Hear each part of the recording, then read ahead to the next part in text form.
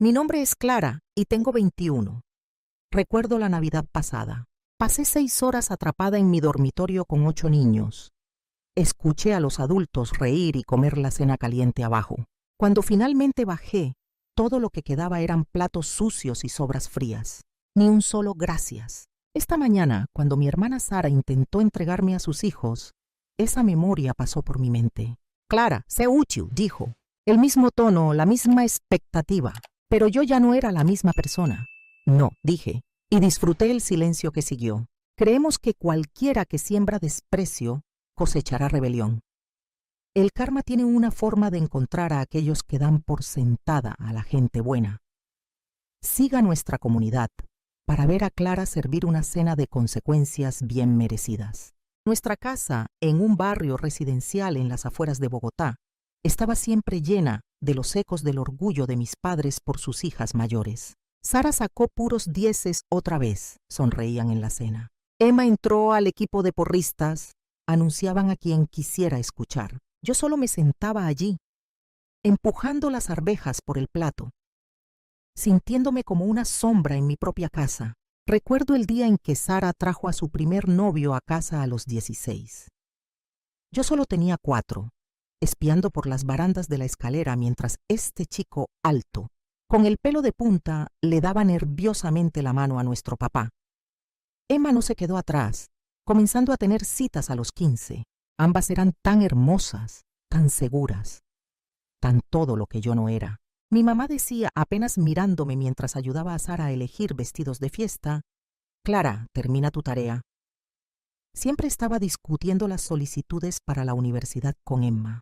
Aprendí temprano a ser autosuficiente, a hacer lo mío, a no necesitar la atención que parecía permanentemente enfocada en los logros de mis hermanas. Una mañana, cuando tenía 7 años, mamá irrumpió en la cocina. «¿Escuchaste?», dijo, su voz eléctrica de emoción. Sara fue aceptada en la Javeriana. La noticia fue seguida de arepas especiales de celebración. Mientras yo me sentaba en mi lugar de siempre, invisible como siempre, Emma se fue a la universidad 2 años después, y de repente estaba sola. Sola en una casa que se sentía demasiado vacía y demasiado llena de su presencia persistente. Sus habitaciones se convirtieron en santuarios de sus vidas pasadas, trofeos, fotos y recuerdos preservados exactamente como los habían dejado.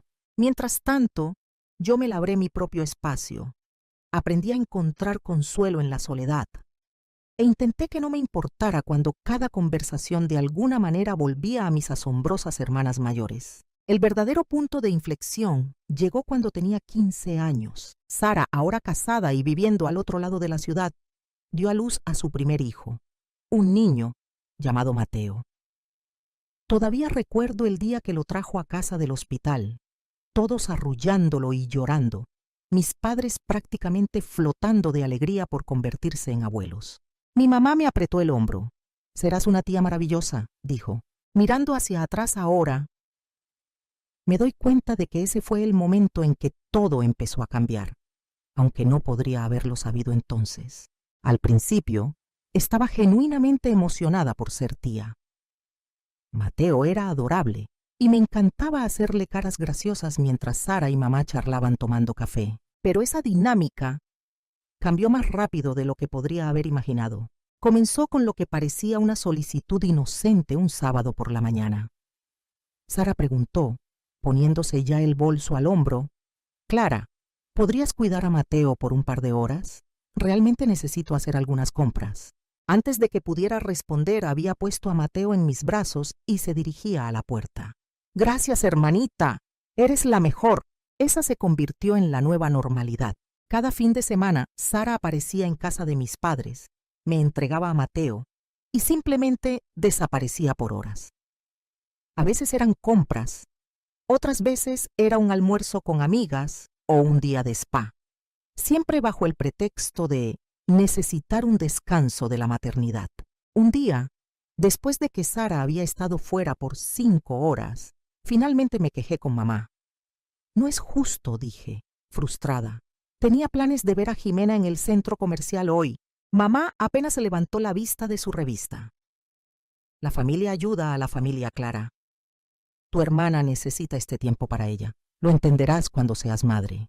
Tenía 16 años cuando Emma anunció que estaba embarazada. Es una niña, chilló en la cena familiar. Mientras todos celebraban, sentí un nudo formándose en mi estómago. Efectivamente, cuando llegó la pequeña Sofía, la historia se repitió con creces. Ahora, mis fines de semana eran un circo de manejar a Mateo de 3 años y a la bebé Sofía. Intenta ayudar a un niño pequeño a construir torres de bloques, mientras intentas calmar a una bebé que llora. No es tan divertido como suena. ¿Y la tarea? Olvídalo. No hasta que ambos estuvieran durmiendo la siesta, si es que alguna vez dormían la siesta al mismo tiempo. Un sábado, mientras rebotaba a Sofía en mi cadera y veía a Mateo colorear en nuestra mesa de centro en lugar de su libro de colorear, le dije a mi papá: Javier me invitó al cine esta noche. Bueno, respondió con los ojos fijos en la televisión. Deberías haber pensado en eso antes de aceptar cuidar a los niños. Mi voz se alzó con frustración. Nunca acepté. Nadie me pregunta nunca. El ruido repentino hizo que Sofía comenzara a llorar. Desde la cocina, mamá me regañó. Baja la voz. Estás alterando a la bebé. Y deja de ser egoísta. Tus hermanas necesitan este apoyo. Comencé a pasar mi tiempo libre en la biblioteca de la escuela, investigando universidades. No cualquier universidad, unas muy, muy lejos de casa. Me lancé a estudiar, sabiendo que las buenas notas eran mi boleto de salida. Cada AA en mi boletín era un paso más cerca de la libertad. Cuando llegó mi carta de aceptación de la Universidad de Chile, incluyendo una beca parcial, sentí que finalmente podía respirar. Pero mi familia, ellos tenían otros planes. Fue durante lo que llamaron un consejo familiar, pero yo llamé una intervención. Sara hizo la primera sugerencia. La universidad comunitaria de aquí tiene un gran programa de negocios. Podrías vivir en casa y ahorrar dinero. Y ayudar con los niños, añadió Emma alegremente, como si eso fuera un punto a favor. Miré alrededor de nuestra sala a sus rostros expectantes. Mamá, papá, Sara, Emma. Y la abuela Rosa, que había estado inusualmente callada durante toda la discusión. De repente, la voz de la abuela Rosa cortó la tensión como un cuchillo. De hecho, dijo, y todos se giraron para mirarla. Creo que la Universidad de Chile es perfecta para Clara. Continuó su voz firme. Ese programa es exactamente lo que necesita para su futura carrera. Y el fondo de educación de su abuelo ayudará a cubrir lo que la beca no cubra. Podría haberla abrazado en ese mismo momento. El consejo familiar terminó con mis padres y hermanas lanzándome miradas de decepción, pero no me importó. Por primera vez en años, sentí que podía ver mi futuro claramente. Y no involucraba ser la niñera gratuita de todos. La vida universitaria era todo lo que soñé, y más. Mi dormitorio se convirtió en mi santuario. Mis compañeros de clase se convirtieron en amigos de verdad. Y por primera vez en años, mis fines de semana eran míos, sin bebés llorando, sin niños pequeños con dedos pegajosos, solo yo y mis decisiones. Pero no puedes escapar completamente de las obligaciones familiares, especialmente durante las festividades.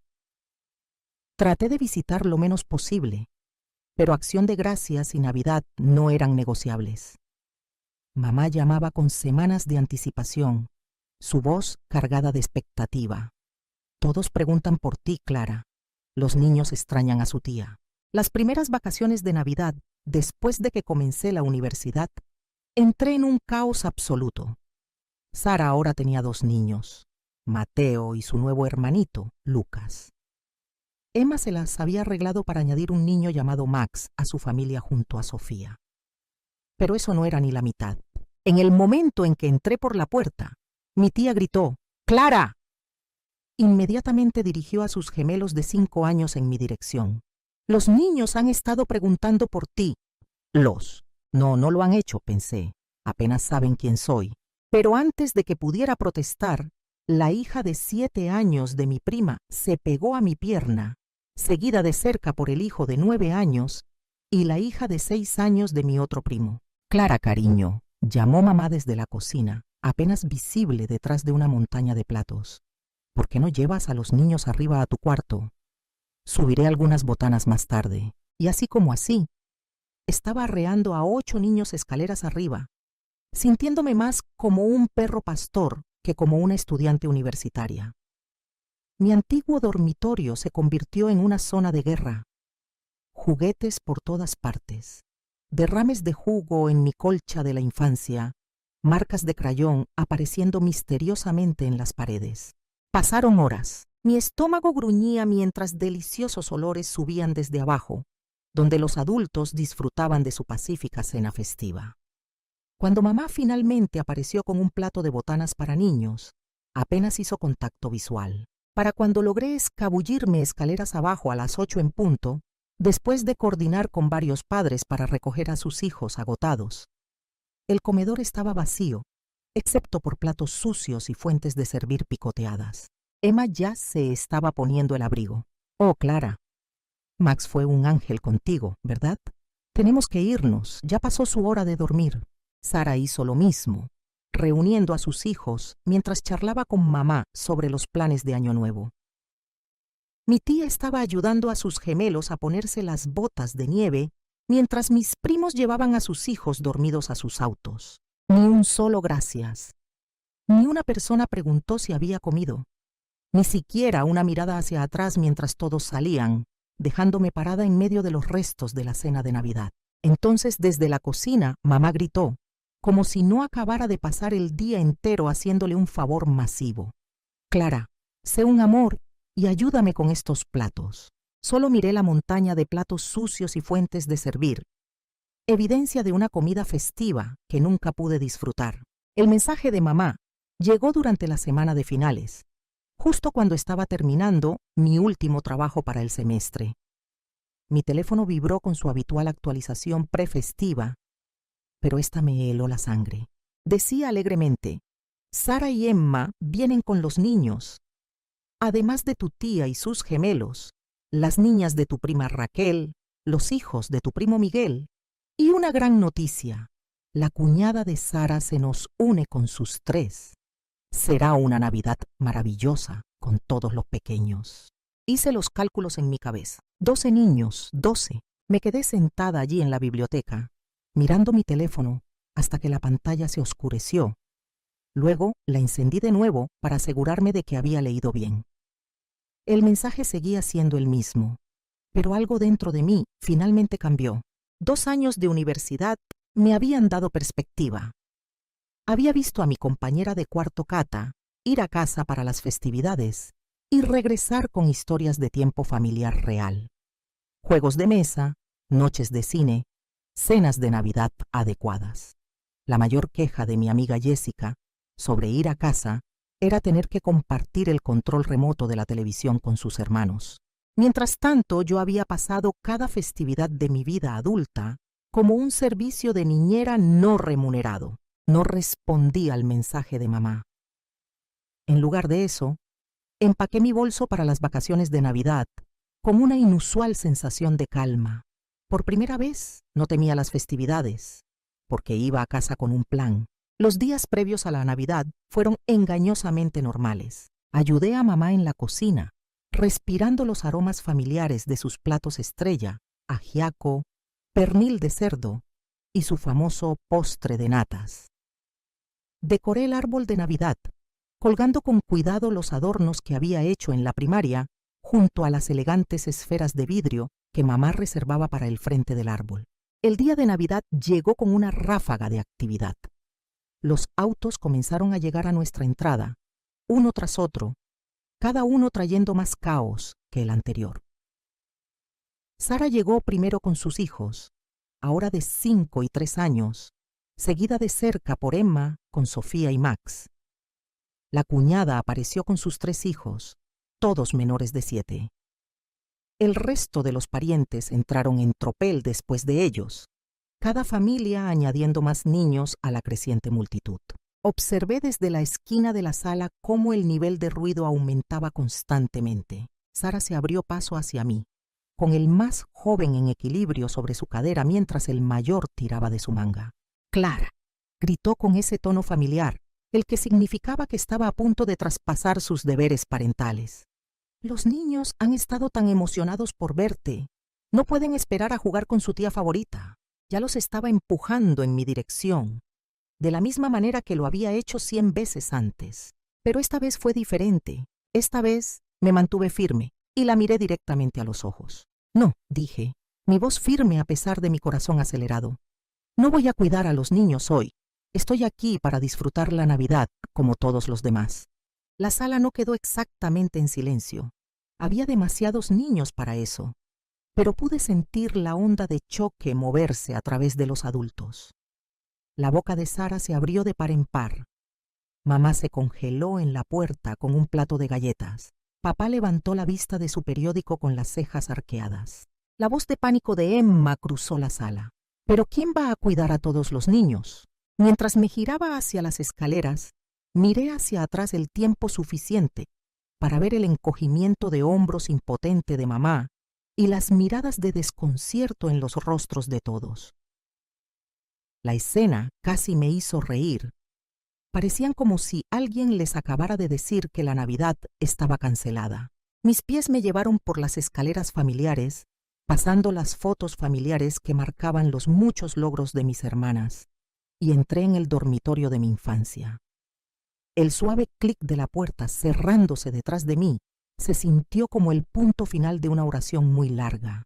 Me dejé caer en mi cama, la misma cama individual que había tenido desde la secundaria, y solté un largo suspiro. Abajo podía oír los sonidos ahogados del caos. Voces de adultos subiendo y bajando.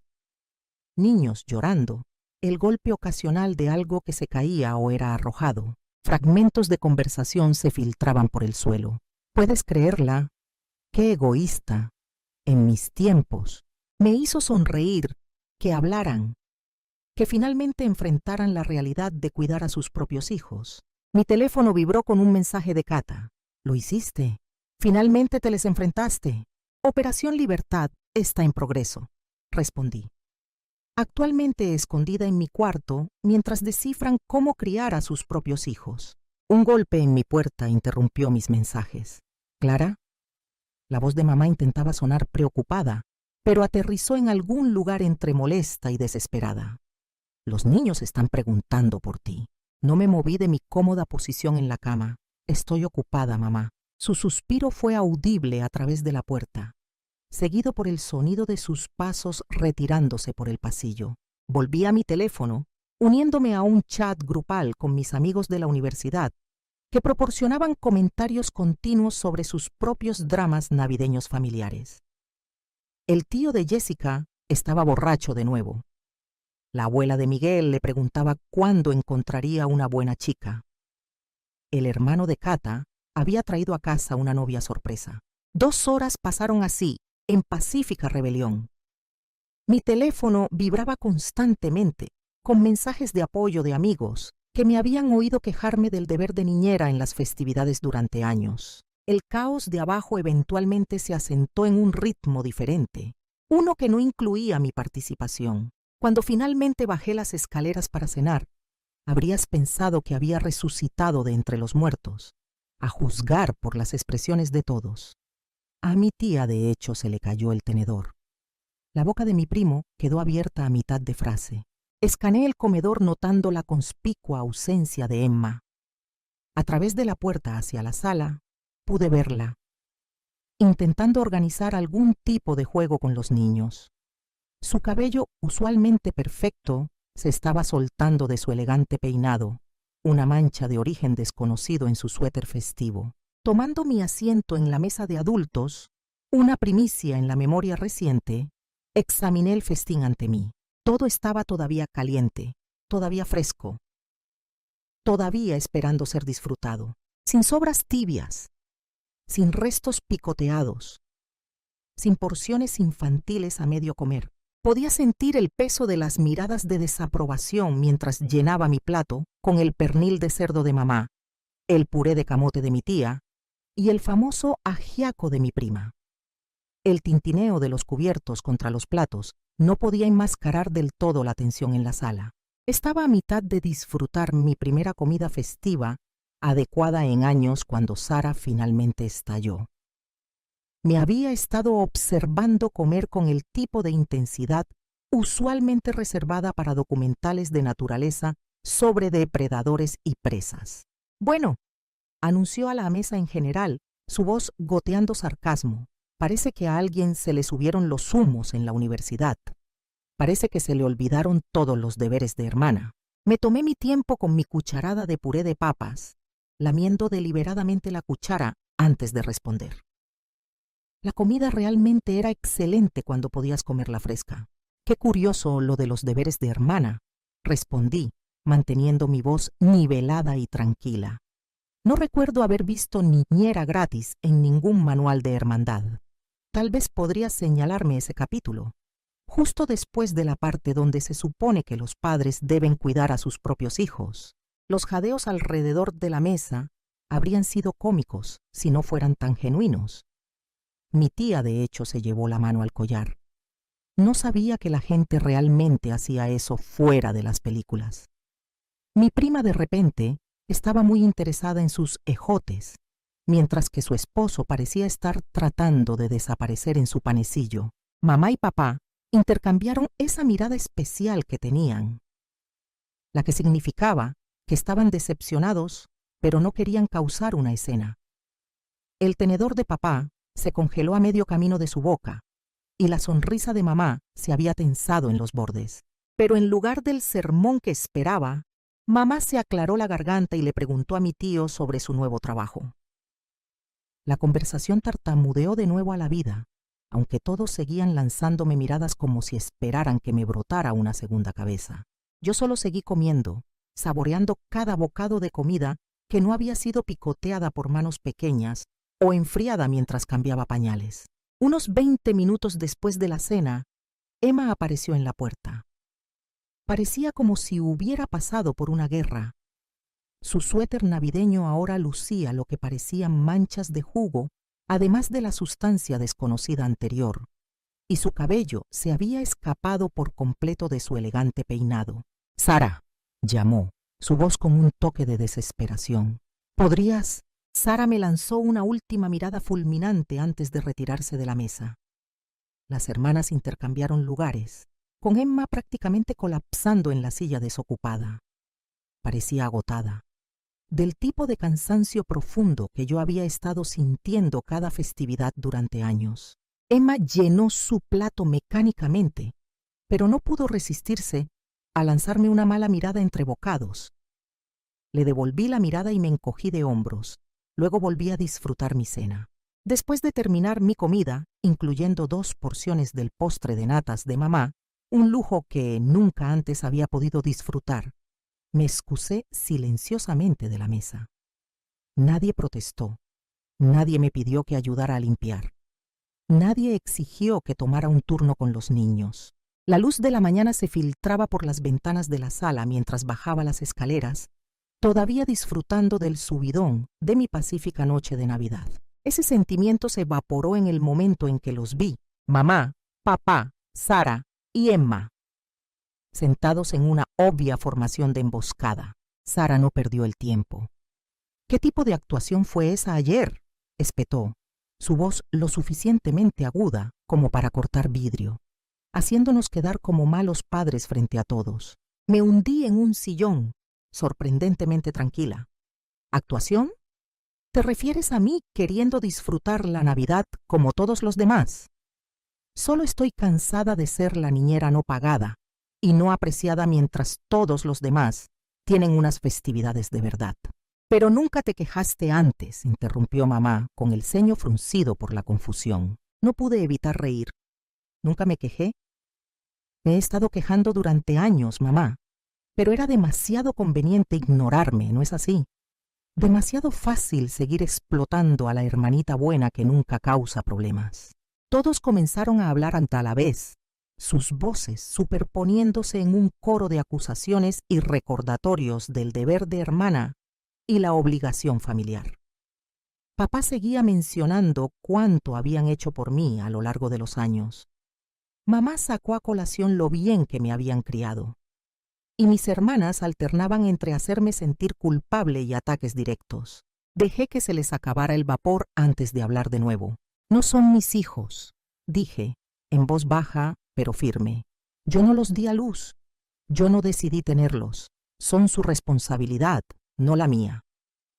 Especialmente durante las festividades cuando se supone que yo también debo estar descansando. Ahí fue cuando Sara jugó lo que pensó que era su carta de triunfo. Se puso de pie, con el rostro enrojecido por la ira. Bueno, tal vez es hora de que alguien te enseñe una lección sobre gratitud. Veamos cómo te las arreglas sin que mamá y papá paguen tu matrícula universitaria. La sala quedó en silencio. Vi a mamá y papá intercambiar miradas inciertas, claramente tomados por sorpresa por esta sugerencia. Pero en lugar del pánico que Sara claramente esperaba ver en mi rostro, sentí una extraña sensación de alivio. Finalmente, todas las cartas estaban sobre la mesa. Me levanté lentamente. De hecho, Sara, la abuela Rosa, ha estado pagando mi matrícula del Fondo de Educación del abuelo. Dejé que eso se asimilara. ¿Sabes?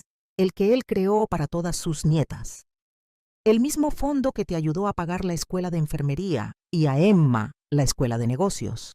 E incluso si ese no fuera el caso, tengo una beca parcial. Además, a diferencia de algunas personas, no tengo miedo de trabajar para mantenerme. Sin esperar su respuesta, me di la vuelta y subí las escaleras. Me tomó menos de 10 minutos empacar mis maletas. Me había vuelto buena viajando ligera con los años. Cuando volví a bajar, mamá y papá comenzaron a llamarme. Sus voces, una mezcla de ira y pánico, pero ya había terminado de hablar. Salí por la puerta principal, dejando que se cerrara detrás de mí sobre sus protestas y recriminaciones. El aire invernal me mordió las mejillas mientras me dirigía a mi auto, pero apenas lo sentí. El viaje de regreso a la universidad fue extrañamente pacífico. A medida que aumentaban los kilómetros entre mi hogar y yo, bloqueé sistemáticamente sus números. Mamá, papá, Sara, Emma. Cada toque en la pantalla de mi teléfono se sentía como romper otro eslabón de una cadena que ni siquiera me había dado cuenta de que me estaba pesando. Mi dormitorio me recibió de nuevo con su bendita simplicidad.